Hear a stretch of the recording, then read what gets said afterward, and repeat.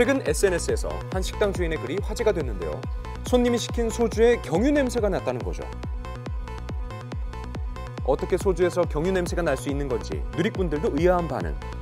문제의 경유 소주가 발견된 서울의 한 고깃집입니다. 그렇죠.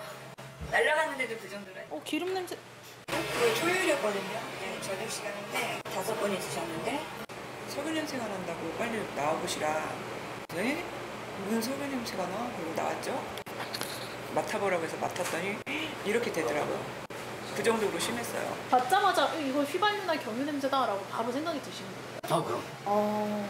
아니 자동차 몰고 다니는 사람은 경유나 휘발유 냄새를 못 맡아요? 구역질의 어떤 그 냄새가 손에서도 그렇지만은 입에서도 그렇고 아주 비이상한 냄새가 계속 나니까 그 트라우마가 한 2, 3일 갔죠.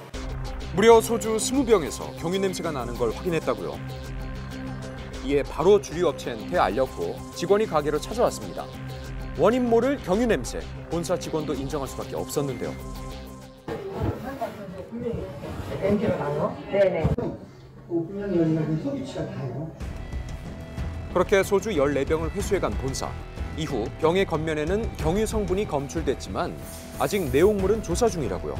공정 과정상의 문제인 걸까? 자체 조사 결과는 내용물에는 문제가 없는 걸로 나왔고 제조 과정에서는 경유가 절대 들어갈 수가 없어요. 경유를 쓰지를 않기 때문에 대부분 이거는 유통과 보관상에서 오염이 되는 경우고 그러니까 거기서 일어나는 보관상의 일들은 저희가 이제 설치할 수 있는 부분은 아닌 거죠.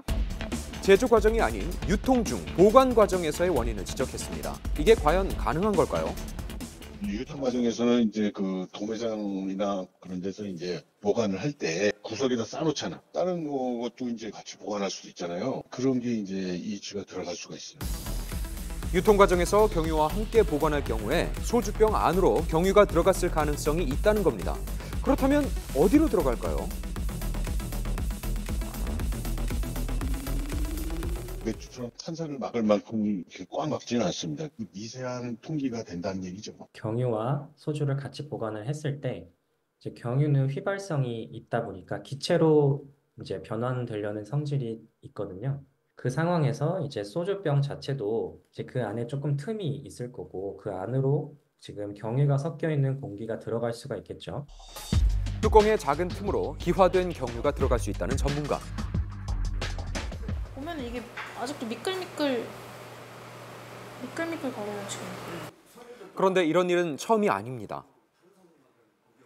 이미 과거에도 수차례 발생했던 일이지만 또다시 반복되고 말았죠. 경유가 냄새가 나지만 진짜 경유인지 우리가 지금 흡입을 했잖아요. 먹었잖아. 몸속으로 들어갔잖아요. 그게 어떤 성분인지 모르잖아. 마신 손님도 팔았던 사장님도 잊기가 힘든 트라우마에 시달리고 있는데요.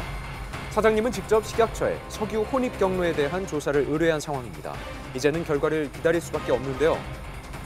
그렇다면 경유를 흡입하거나 마셨을 경우 몸에는 문제가 없을까요? 네. 어지럽거나 머리가 아프거나 등의 증상이 있을 수 있고 위장관이 아주 경유에 예민하게 반응을 합니다. 그래서 구역감, 구토, 설사 같은 증상이 있을 수 있습니다. 심한 화학적 폐렴이 있을 수가 있습니다. 소주를 마신 손님도 식당 주인도 피해를 입은 상황. 과정에서 어떻게 잘못돼서 혼입이 된 것 같다. 근데 그 어떻게 잘못해서가 밝혀지지 않은 상태라 가지고 그게 누가 잘못한 책임인지가 특정이 되지 않다 보니까 어느 누구를 처벌하거나 손해배상을 받을 주체가 좀 명확하지 않게 된 것 같습니다. 이미 수차례 반복됐던 사건. 더 이상 시민들이 피해 입지 않도록 관련 업체의 철저한 관리와 경각심이 꼭 필요하겠습니다.